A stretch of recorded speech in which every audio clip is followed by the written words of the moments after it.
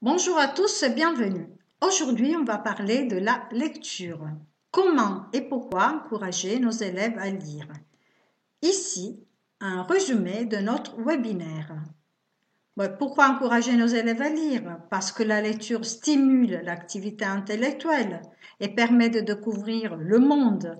En lisant, on peut visiter des lieux lointains, connaître des cultures et des traditions différentes. Et en classe de français langue étrangère, c'est un loisir et également un vecteur d'apprentissage.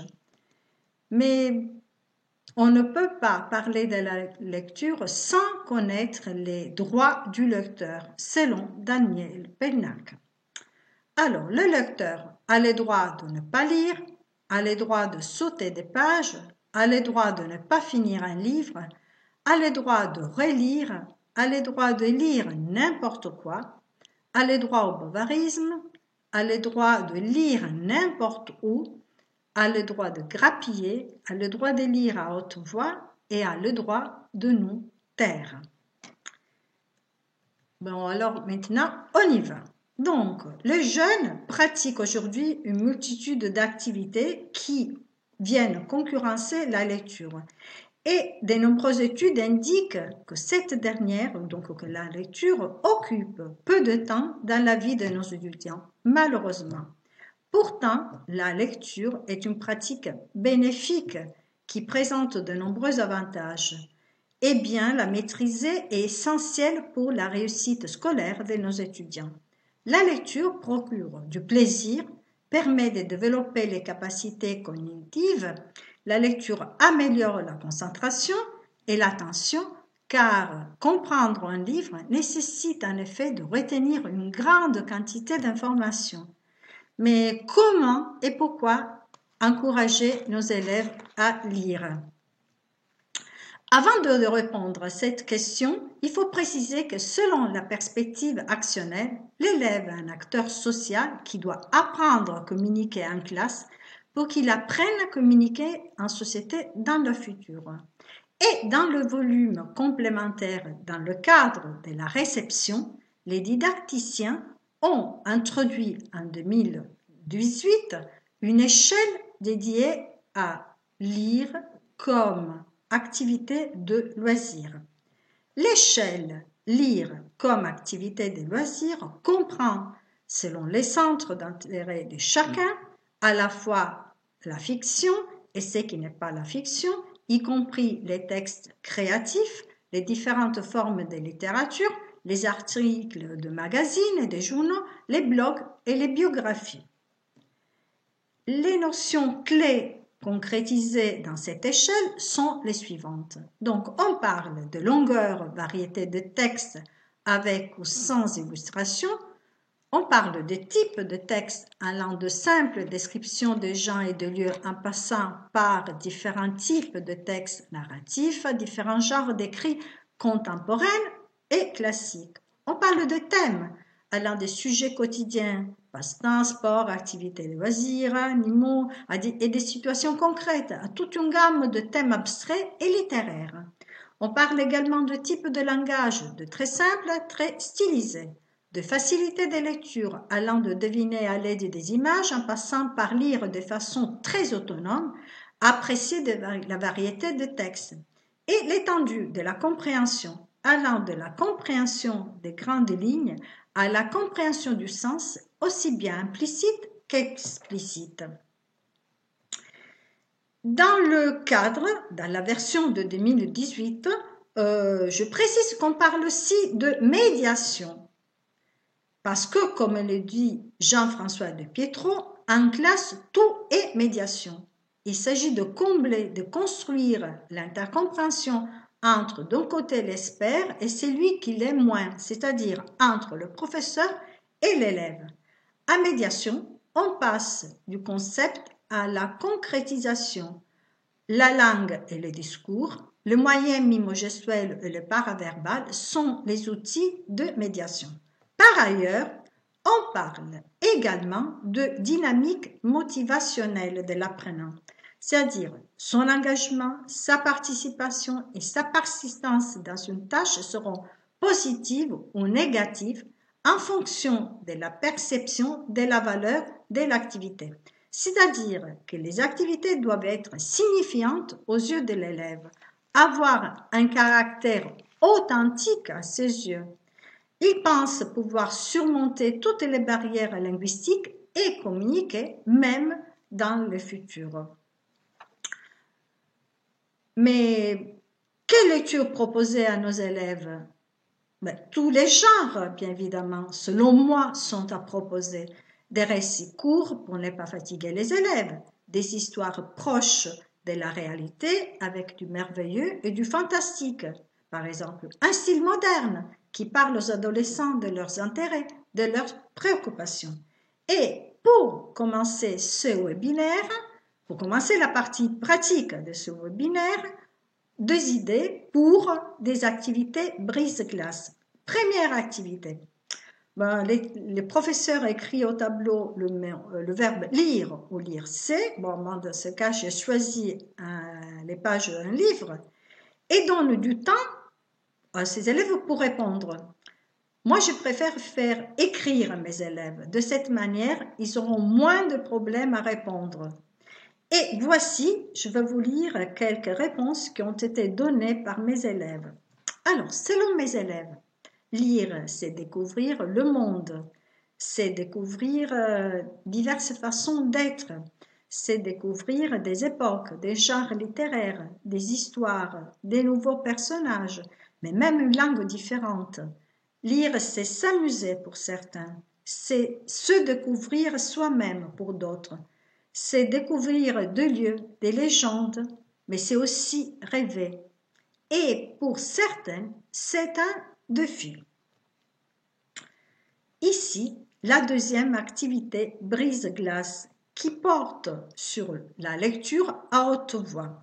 En fait, je montre ce tableau.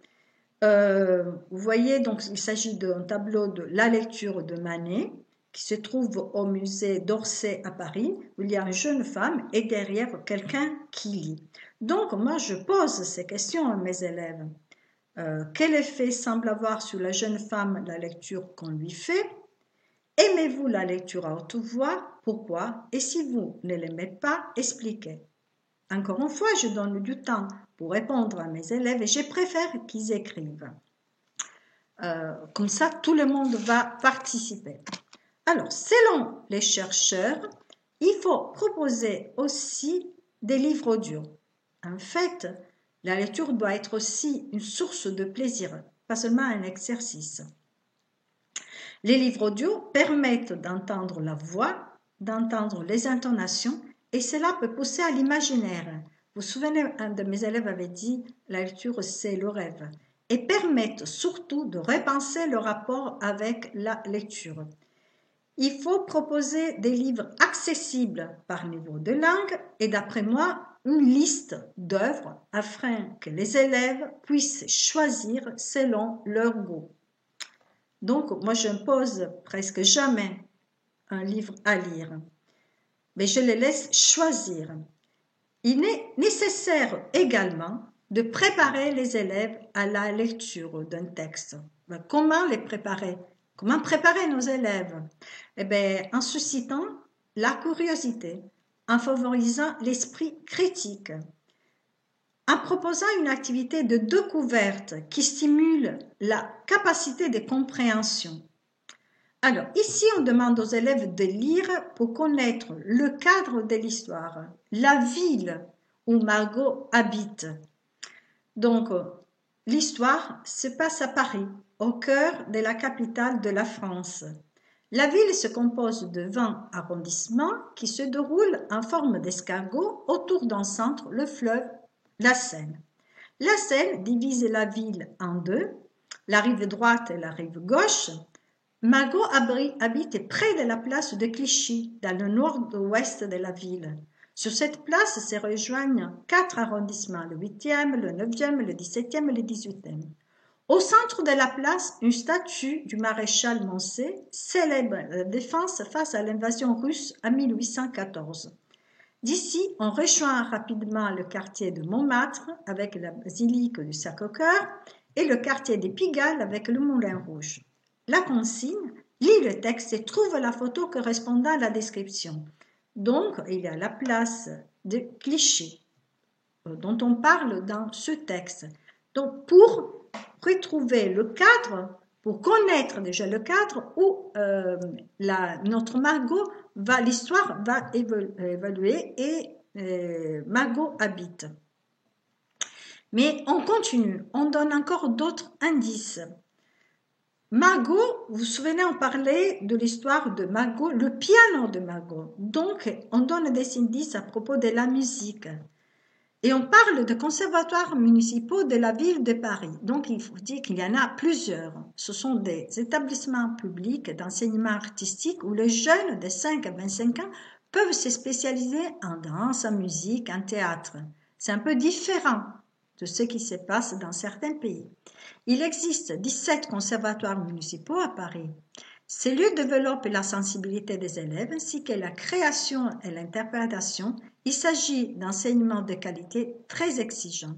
En effet, à chaque fin d'année scolaire, les élèves ont des examens afin de pouvoir passer dans le niveau supérieur. Vous vous souvenez, on avait dit que la lecture permet de connaître le monde. Et là, on permet aux élèves de connaître la culture française. Et puis, on évalue la compréhension à l'aide d'une activité vrai-faux. Et en effet, comme un professeur, comme la lecture doit permettre aussi de développer des compétences, il y a le moment de vérifier les acquis des élèves à l'aide d'une activité vrai-faux. Moi, je préfère toujours des activités vrai-faux ou choix multiples. Pourquoi? Parce que ces activités permettent de diminuer le filtre affectif. Donc, les élèves, ils ont moins de difficultés à travailler. Dans ce cas, il est demandé aux élèves de vérifier ce qu'ils ont lu à l'aide d'un vrai-faux ou d'association de chaque personnage à sa fonction, à partir du texte qui sont lus dans le Trois Mousquetaires de Alexandre Dumas. Il est demandé aussi de vérifier ou de faire des pronostics dans ce cas.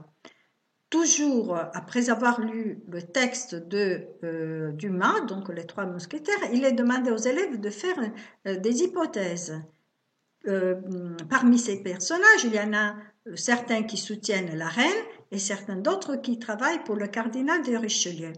Donc vous voyez, ce sont des activités qui ne sont pas toujours les activités classiques, mais qui mettent en jeu toutes les compétences des élèves. Mais comme on est professeur, on n'oublie pas la grammaire. On fait travailler également la grammaire à l'aide de la lecture. Comment? On révise le passé composé dans ce cas. Et les élèves, ils ont moins de difficultés à réviser, à faire l'exercice. Pourquoi? Parce qu'ils révisent, ils utilisent un contexte connu, c'est-à-dire des phrases qui résument un peu l'histoire qu'ils viennent de lire. Et on continue avec notre lecture parce que vous vous souvenez qu'on avait parlé de la perception de sa compétence, de la compétence de l'élève. C'est-à-dire que l'élève, il se sent capable de comparer ses réponses aux questions avec celles de ses pairs. Il est capable de compléter les réponses données ou les textes rédigés par ses pairs. Il est capable de trouver les erreurs dans les textes produits par ses pairs, de rédiger des problèmes ou des questions à partir des réponses, résumer en une phrase ou deux ce dont il vient d'apprendre ou dans notre cas d'écouter, d'écrire le mot qui lui semble le plus important jusqu'à présent, justifier son choix, d'échanger sur la solution d'un problème avec ses coéquipiers et expliquer, justifier une démarche, une réponse. Nous allons voir comment travailler tout ça avec la lecture. Alors, comparer ses réponses aux questions avec celles de ses pairs. Normalement, moi, je fais travailler mes élèves en binôme. Donc, à la fin de l'activité de post-lecture où je demande à mes élèves de répondre à ce questionnaire choix multiples ou de retrouver l'ordre logique du récit, je demande à mes élèves, un binôme, de comparer les questions et donc de trouver les stratégies qu'ils ont, de discuter sur les stratégies qu'ils ont utilisées pour donner ces réponses. Résumer en une phrase de ce dont ils viennent d'écouter. Nous avons dit qu'il faut proposer aussi des livres audio aux élèves. Je propose à mes élèves d'écouter une page et chacun doit écrire le mot qui leur semble le plus important jusqu'à présent, donc après avoir écouté, et doit justifier le choix. Ça, c'est un bon écoute bonne activité de compréhension orale, d'écoute. Et donc, il y a sûrement un de mots qui sont les plus importants. Et donc, après, ils doivent justifier et ils vont parler. Donc, on passe dès la lecture, réception à réception écrite, orale, compréhension orale et production orale. Dans le cas de la médiation d'un texte, à préciser que la langue A et la langue B peuvent être deux langues différentes ou la même, il s'agit de transmettre des informations spécifiques à l'oral et à l'écrit. Donc, les élèves, ils ont lu un dossier sur Maurice Leblanc, l'auteur d'Arsène Lupin. Qu'est-ce qu'on va faire? Vous allez me dire, on va proposer aux élèves de faire un résumé. Moi, ce que je propose, c'est un élève, je fais toujours travailler mes élèves en binôme, un élève transmet les informations à un autre élève. Donc, un élève qui a lu le dossier le transmet ces informations à l'autre élève qui prend de notes. Il s'agit d'un exemple d'activité permettant le développement de la réception et de la médiation. Traiter un texte à l'oral et à l'écrit. Dans notre cas, on demande à nos élèves de reformuler des informations d'un texte d'origine, donc après avoir fait des activités de compréhension et après avoir compris les points essentiels du texte source. Donc, comprendre un texte pour reformuler. Là, par exemple, je demande de présenter l'opéra Garnier. Traduire un texte écrit à l'oral. Un élève lit une page dans sa langue ou dans une autre langue, l'anglais ou l'espagnol, ou dans notre cas le français, et puis doit le traduire dans sa langue à un autre élève. Exprimer une réponse personnelle à l'égard de textes créatifs. Alors, qu'est-ce que je fais avec mes élèves? Un élève lit un texte et une page, où chaque élève lit une page et doit dire à la classe, ou bien il doit écrire ce que cette lecture lui a fait ressentir. Voilà ce qu'ils ont écrit mes élèves. Je ressens de la joie, de la tristesse, du plaisir, de la détente. Mais il y en a d'autres qui ont écrit un peu plus. Ils ont écrit un sentiment d'évasion et parfois de rêve. La sensation de m'évader, de quitter mon train-train quotidien. La liberté de voyager dans ma tête. Je me transporte dans l'action du livre et je fais presque partie de celui-là. Alors, faire des hypothèses et après discuter. Comment faire? Je partage la classe en deux groupes ou en plusieurs groupes. Un groupe regarde la couverture de notre livre, Intrigue au cirque, et fait des hypothèses sur la quatrième de couverture. Et il doit écrire la quatrième de couverture. L'autre groupe, le deuxième groupe, lit la quatrième de couverture et doit imaginer et il doit dessiner la couverture, au moins dire ce qu'il y a sur la couverture.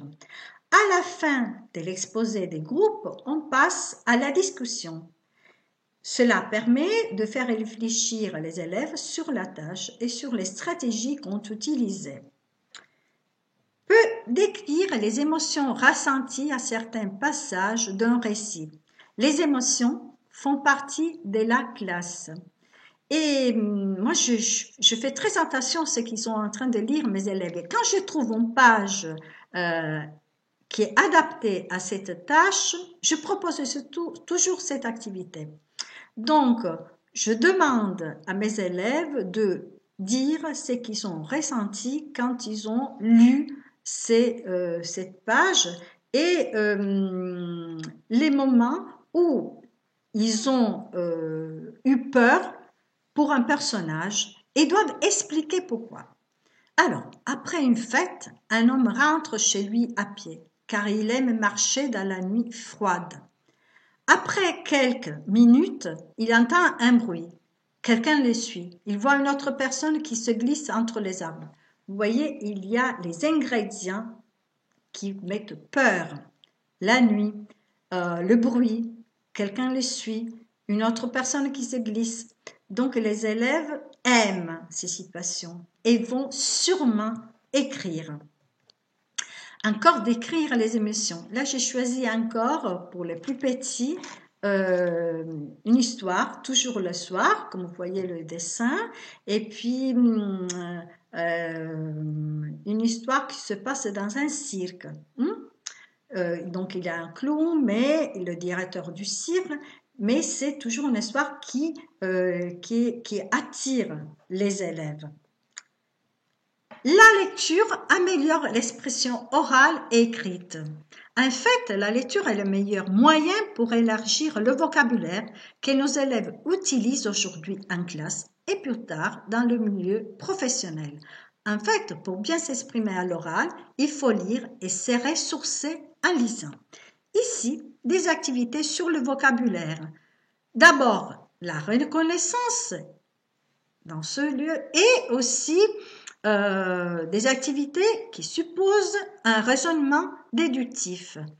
Qu'est-ce que la métaphore, par exemple, ou qu'est-ce que la satire? Ils ont lu le Malais imaginaire, donc ils sont à même de découvrir, de nous dire qu'est-ce que la métaphore ou la satire. Et puis, par exemple, relier chaque mot à son contraire ou trouver les mots intrus. Donc, je les fais jouer et cela augmente leur vocabulaire. Mais la lecture permet aussi de produire des textes. Écrire une situation finale. Dans le cas du Petit Prince, l'auteur a choisi un dénouement pour son personnage. Mais je demande à mes élèves comment pourriez-vous modifier cette fin? Et rappelez-vous que parfois la fin s'ouvre sur une autre suite possible. Le Petit Prince a des problèmes pour rentrer chez lui. Qu'est-ce qu'il va faire? Donc, ils deviennent auteurs, eux aussi. Et comment la lecture devient source de plaisir? Vous vous souvenez qu'il y avait des élèves qui disaient que la lecture leur permet de voyager. Eh bien, ils lisent sur la Savoie, une lecture sur la Savoie, et puis donc, ils pensent un voyage. Ils font un voyage en Savoie. Parce que là, je conjugue la lecture avec d'autres centres d'intérêt. Là, c'est la connaissance d'un pays, les voyages. Les élèves vont créer un carnet de voyages multimédial. Après avoir lu le livre, ils créent un PowerPoint et sur le pays, sur la région, et en parlant du pays, du point de vue géographique, aspect culturel, et ils peuvent, vous savez qu'ils peuvent ajouter même du son, donc ils peuvent s'enregistrer, ajouter du son. La lecture, en fait, dans ce cas, accroît les connaissances. On ne s'arrête pas à la France, Savoie, mais on va au-delà. Guyane, ils vont connaître la Guyane. Mais qu'est-ce qu'on va faire avec la Guyane? Eh bien, ils vont découvrir ce pays, pas seulement à l'aide d'images, à l'aide de photos, à l'aide d'un texte, ils doivent apprendre par cœur. Non, ils vont lire une histoire qui se déroule en Guyane, ils vont connaître qu'est-ce que le paysage, le carnaval, où se trouve la Guyane. Et pour d'autres pays, par exemple la Nouvelle-Calédonie, ils vont connaître, ils vont découvrir qu'est-ce que la fête de l'avocat. Donc, d'une manière naturelle. Parce qu'en fait, comment on connaît les traditions, la culture de notre pays? En regardant la télé, en écoutant des émissions à la radio et en lisant. Ce que font les élèves. Mais la lecture développe aussi l'esprit d'analyse et l'esprit critique. En fait, qu'est-ce qu'on fait? En lisant, on analyse un texte, on sollicite l'esprit critique.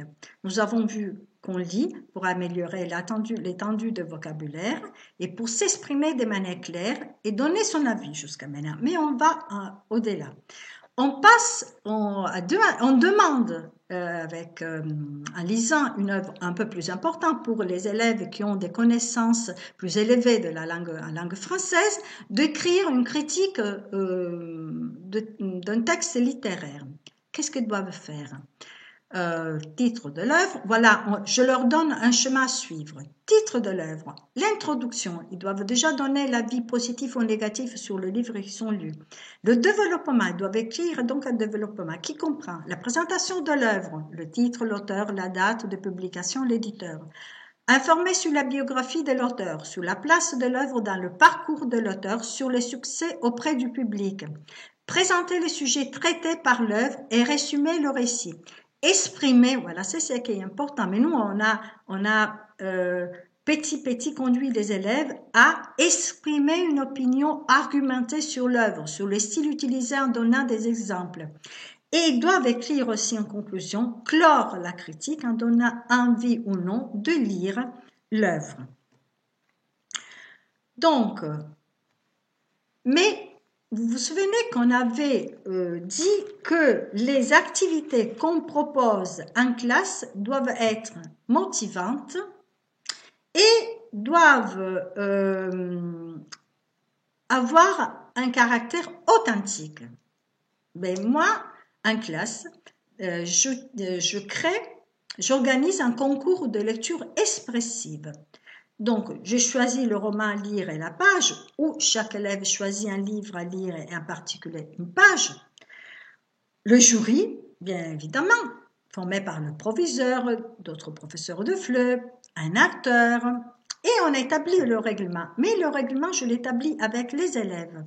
C'est-à-dire qu'on choisit ensemble le nombre de lignes à lire, les critères de l'évaluation et la fiche à compléter pour l'inscription. Et bien évidemment, la récompense, le prix PENAC. Encore une activité motivante, et cette fois pour les petits. Quand les petits lisent des petites histoires, nous on raconte des histoires, pourquoi ne pas le faire créer un marque-page avec du carton, des ciseaux, des images ou dessins du livre, ils peuvent dessiner, et un mot ou une phrase. Et on peut organiser un club lecture à l'école. Vous vous souvenez toujours, on est dans le cadre de la lecture avec des activités motivantes. L'objectif de ce club lecture est de donner des conseils de lecture, donner envie de lire aux autres, découvrir des auteurs, parler du style, de l'intrigue.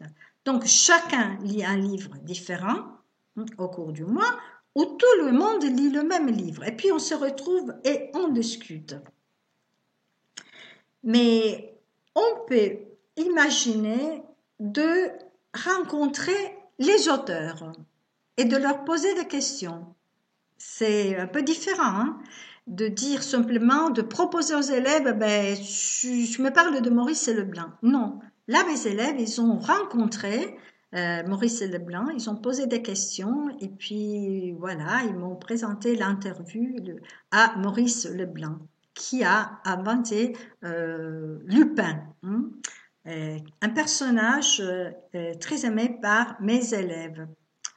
Mais la lecture peut nous aider à nous rendre compte de la réalité, à faire réfléchir, nous faire réfléchir, à faire réfléchir les élèves.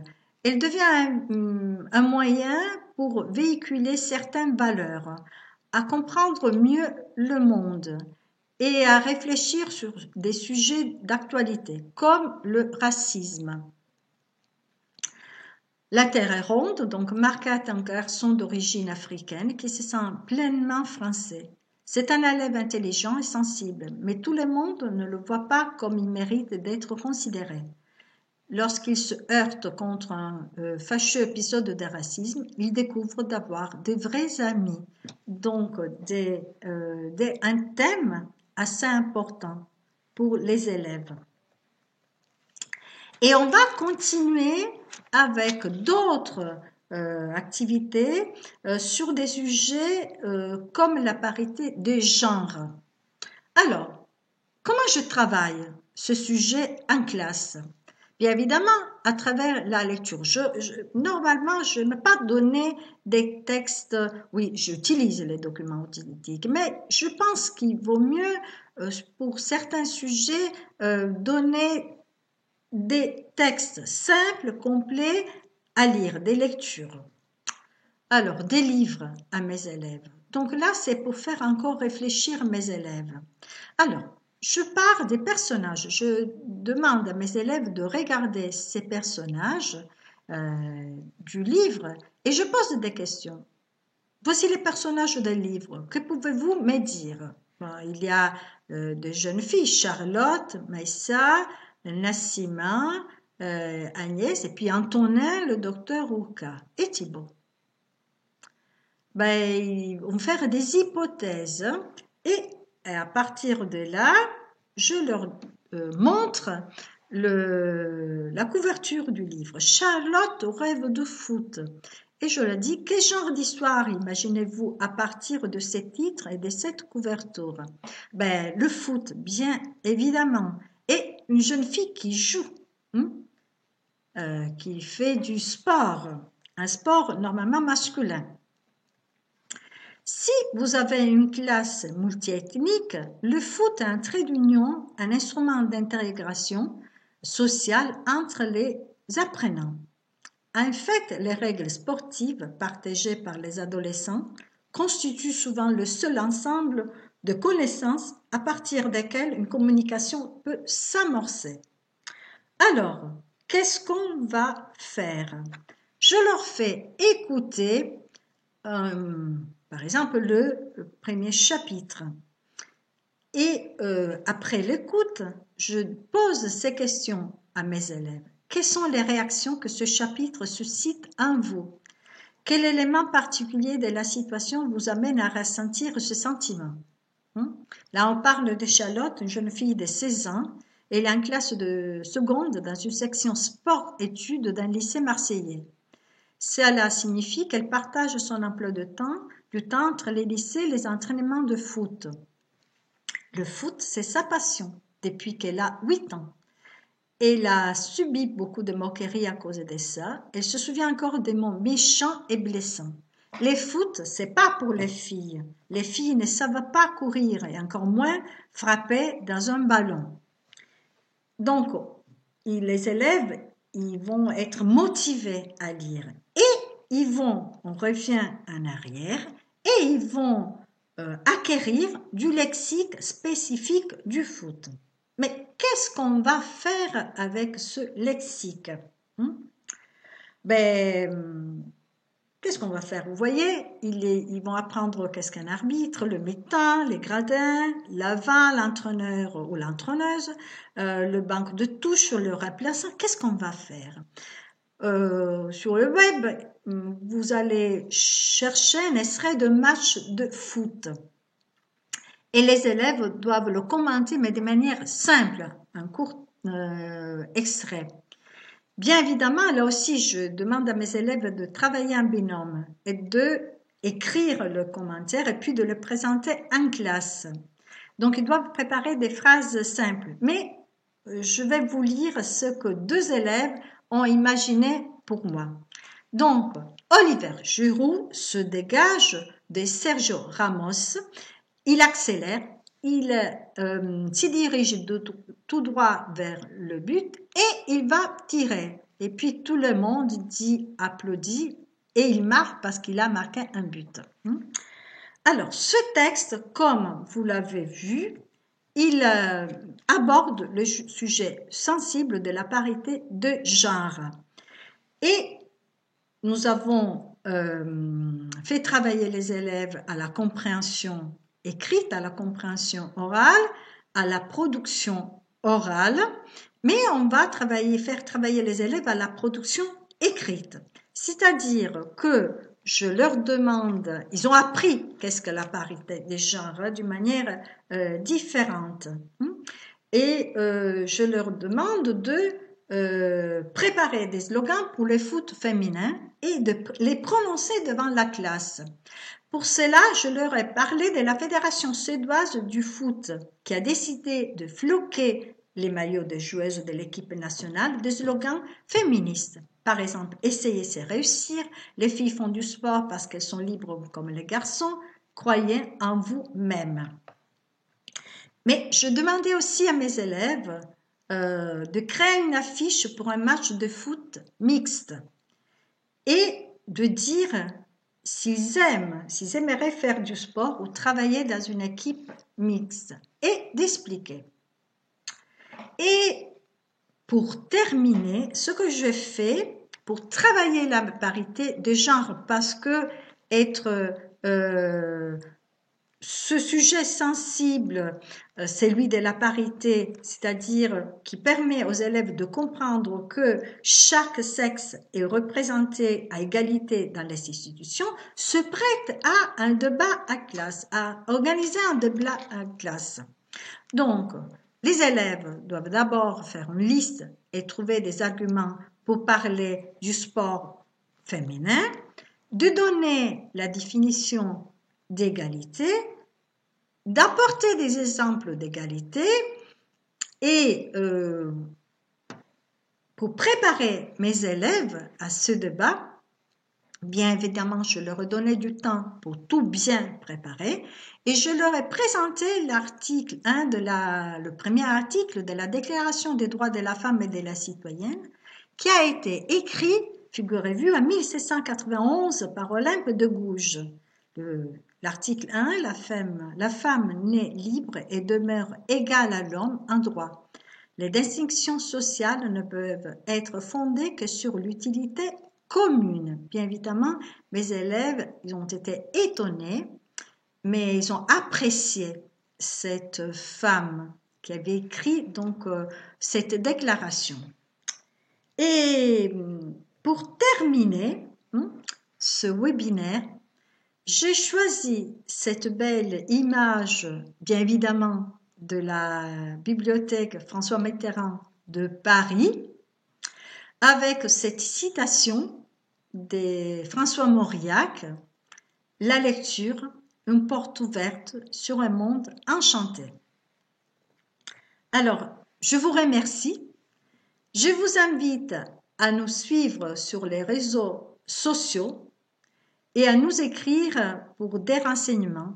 Sur cette diapositive, vous trouverez les adresses où vous pourrez nous écrire et aussi du site de elionline.com et la page Facebook. Et vous pourrez retrouver ces webinaires et d'autres webinaires sur YouTube Eli Multimédia. Et alors, sur ça, je vous dis à très bientôt et merci encore une fois.